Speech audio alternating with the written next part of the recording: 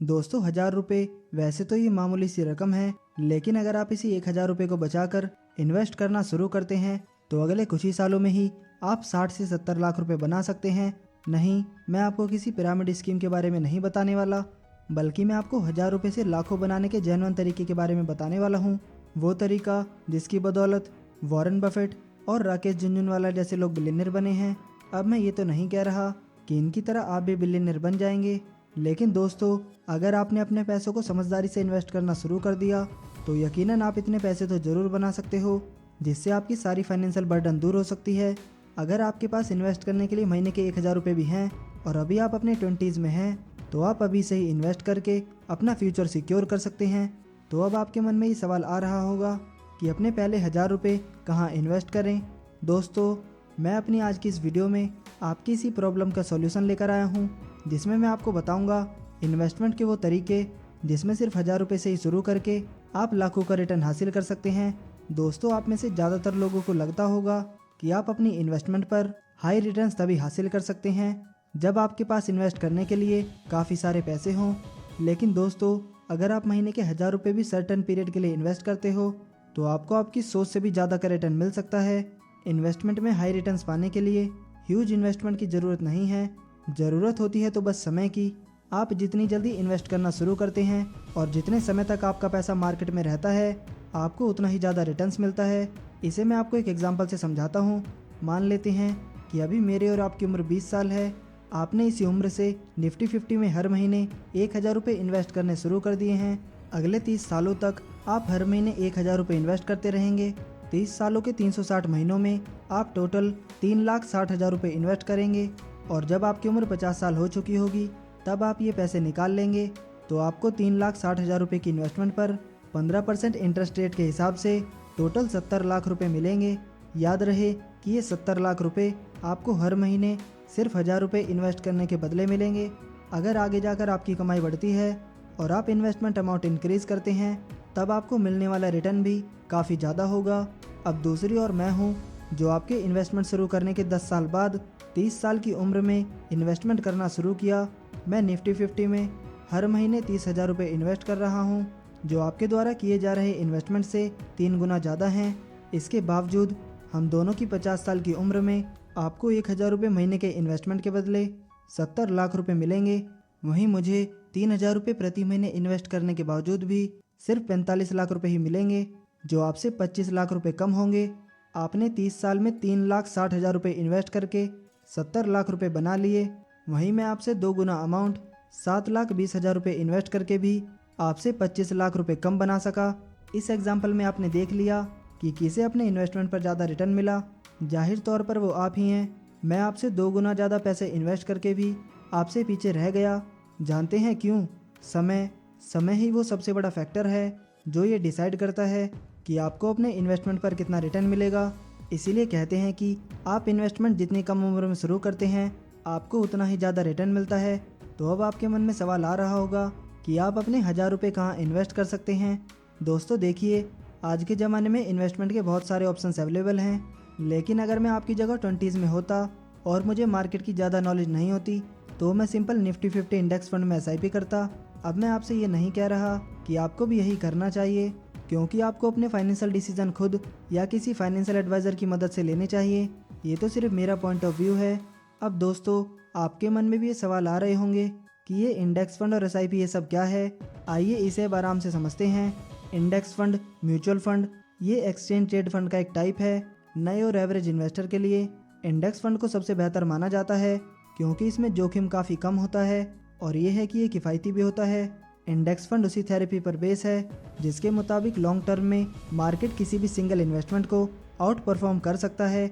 इस इन्वेस्टमेंट में आपको कुछ समय पर नुकसान भी हो सकता है, लेकिन बाद के सालों में जैसे जैसे मार्केट ग्रो करेगा वैसे वैसे आपका रिटर्न बढ़ता जाएगा एंड इवेंचुअली रिटर्न के तौर पर आपको बड़ा अमाउंट प्राप्त होगा। अपनी इन्वेस्टमेंट जर्नी स्टार्ट करने के लिए आप SIP से शुरुआत कर सकते हैं। SIP यानी कि सिस्टमेटिक इन्वेस्टमेंट प्लान। इसमें होता यह है कि आपको अपने बजट के हिसाब से वो अमाउंट सेलेक्ट करना होता है जो आप हर महीने इन्वेस्ट करना चाहते हैं। एक बार SIP शुरू हो जाने के बाद बैंक हर महीने आपके अकाउंट से फिक्स्ड अमाउंट डिडक्ट करके आपके द्वारा चुने गए फंड्स में इन्वेस्ट करता रहेगा। आप अपनी एसआईपी डेली, वीकली, मंथली और क्वार्टरली के हिसाब से शुरू कर सकते हैं। आप अपनी एसआईपी की शुरुआत 500 रुपये प्रति महीने से भी शुरू कर सकते हैं। एसआईपी आपको इन्वेस्टमेंट की पूरी फ्लेक्सिबिलिटी देती है। जब तक आपकी इनकम कंटिन्यू है तब तक आप अपनी एसआईपी को भी कंटिन्यू कर सकते हैं, और जब आपके पास पैसे की कमी हो तब आप एसआईपी को रोक सकते हो या फिर पूरी तरह से बंद कर सकते हो। लेकिन दोस्तों, इस फ्लेक्सिबिलिटी के बावजूद भी बहुत सारे लोग एसआईपी शुरू करने से डरते हैं। वो सोचते हैं कि अगर किसी महीने का पैसा वो नहीं भर पाए तो फिर क्या होगा, कहीं उनकी एसआईपी तो कैंसिल नहीं हो जाएगी, और एसआईपी कैंसिल हो जाए तो फिर कहीं उनका सारा इन्वेस्टेड अमाउंट डूब तो नहीं जाएगा। दोस्तों, ये एसआईपी है, किसी बैंक की ईएमआई नहीं, जो आपने अगर नहीं भरी तो आपके ऊपर एक्शन लिया जा सकता है। अगर आपके बैंक अकाउंट में सफिशिएंट फंड नहीं है तो फिर आपकी एसआईपी पेमेंट फेल हो जाएगी। लेकिन इस फेल पेमेंट की वजह से आपके ऊपर ना तो कोई पेनल्टी लगाई जाएगी और ना ही इसका असर आपकी एसआईपी पर पड़ेगा। हाँ, आपका bank electronic clearing service rejection के लिए कुछ फीस वसूल कर सकता है। अगर आपने पेमेंट मिस किया है तो फिर नेक्स्ट ड्यू डेट से पहले अपने बैंक अकाउंट में पैसे जमा कर लें। इस बार दोनों महीने के पैसे कट जाएंगे और आपकी एसआईपी सिस्टमेटिकली चलती रहेगी। ये बात आपको ध्यान में रखनी होगी कि अगर लगातार 4 महीने तक आपकी एसआईपी पेमेंट फेल हुई तो फिर आपकी एसआईपी कैंसिल हो जाएगी। लेकिन अपनी फाइनेंशियल कंडीशन को समझने के लिए 4 महीने का समय काफ़ी होता है। इन 4 महीनों के अंदर अगर आप फाइनेंशियली रिकवर कर सकते हैं तो आप अपनी एसआईपी को भी कंटिन्यू कर सकते हैं, या फिर अगर आप एसआईपी आगे बढ़ाने की स्थिति में नहीं हैं तो फिर आप इसे पॉज भी कर सकते हैं, फिर बाद में जब चाहें आप इसे शुरू भी कर सकते हैं। अगर आप किसी वजह से एसआईपी को हमेशा के लिए बंद करना चाहते हैं तो आप वो करके अपने पैसे भी वापस निकाल सकते हैं। बहुत से लोग ऐसे भी हैं जो एसआईपी तो शुरू कर लेते हैं लेकिन वो इसे लॉन्ग टर्म तक कंटिन्यू नहीं रख पाते हैं। ऐसे लोग अक्सर मार्केट में होने वाले उतार चढ़ाव को देखकर घबरा जाते हैं। उन्हें लगता है कि वो नुकसान में जा रहे हैं और उनका पैसा डूब रहा है। मार्केटिंग टर्म में इसे वॉलेटिलिटी कहते हैं। इस सिचुएशन में लोगों के इन्वेस्ट किए हुए पैसे कम होने लगते हैं, जिसे देखकर उन्हें लगता है कि उनका पैसा डूब रहा है, अब अपना पैसा कहीं और ज़्यादा ना डूब जाए। ऐसा सोचकर बहुत से लोग थोड़ा सा भी नुकसान होने पर अपने पैसे मार्केट से निकाल लेते हैं। अब जब वो अपने पैसे मार्केट से निकाल लेते हैं तब उन्हें असल में नुकसान होता है, क्योंकि इससे पहले जो भी उन्हें नुकसान दिख रहा था वो बस पेपर लॉस था, और मुमकिन था कि आने वाले कुछ सालों में वो पैसे बढ़ सकते हैं। और लॉन्ग टर्म इन्वेस्टमेंट में ऐसा अक्सर होता भी है। शुरू के कुछ सालों में आपको नुकसान दिख सकता है, लेकिन अगर आपने सब्र से काम लिया तो फिर वही पैसे आपको कई गुना ज़्यादा रिटर्न ला कर देगा। पेपर लॉस होने के बावजूद जिन्होंने अपना एसआईपी कंटिन्यू रखा वो बाद के सालों में इवेंचुअली प्रॉफिट में आ ही जाते हैं। लेकिन जो लोग पेपर लॉस को देखकर घबरा जाते हैं और अपने पैसे निकाल लेते हैं, उन्हें रियल लॉस हो जाता है, ना सिर्फ अपने इन्वेस्टमेंट पर बल्कि बाद के सालों में जो पोटेंशियल प्रॉफिट होने वाला था वो उनसे भी अपने हाथ धो बैठते हैं। इन्वेस्टमेंट की दुनिया में वॉलेटिलिटी ही वो सबसे बड़ा मेन फैक्टर है जिसकी वजह से ज़्यादातर लोग इन्वेस्ट करने से डरते हैं। वॉलेटिलिटी से डरने वाले लोगों के लिए ही वॉरेन बफेट ने कहा है कि जब भी वो किसी कंपनी का शेयर खरीदते हैं तो वो ये एज्यूम कर लेते हैं कि अब मार्केट अगले 5 सालों के लिए बंद हो चुका है। वॉरेन बफेट के इस स्टेटमेंट का मतलब है कि वॉलेटिलिटी मार्केट का नेचर है, इसे बदला नहीं जा सकता। ऐसे में अगर आप इन्वेस्ट करने के तुरंत बाद से ही क्लोज मॉनिटरिंग करते रहते हैं और ज़रा सा भी नुकसान होने पर घबराने लगते हैं तो फिर आपके लिए इन्वेस्टमेंट है ही नहीं, क्योंकि आप में सब्र ही नहीं है। एक बार अगर आप इन्वेस्ट करते हैं तो आपको फिर सब्र से काम लेना होगा। थोड़े बहुत नुकसान होने पर भी आपको एसआईपी कंटिन्यू रखना होगा और फिर देखना एक दिन आपके पास मोटी रकम जमा हो जाएगी। हाई रिटर्न्स पाने के लिए एसआईपी कितनी इफ़ेक्टिव है ये मैं आपको इस कैलकुलेटर के जरिए बताता हूँ। वॉरेन बफेट ने 11 साल की उम्र में सबसे पहला इन्वेस्टमेंट किया था। अब उनकी उम्र 93 साल की हो चुकी है और फिलहाल उनकी नेटवर्थ $122 बिलियन है।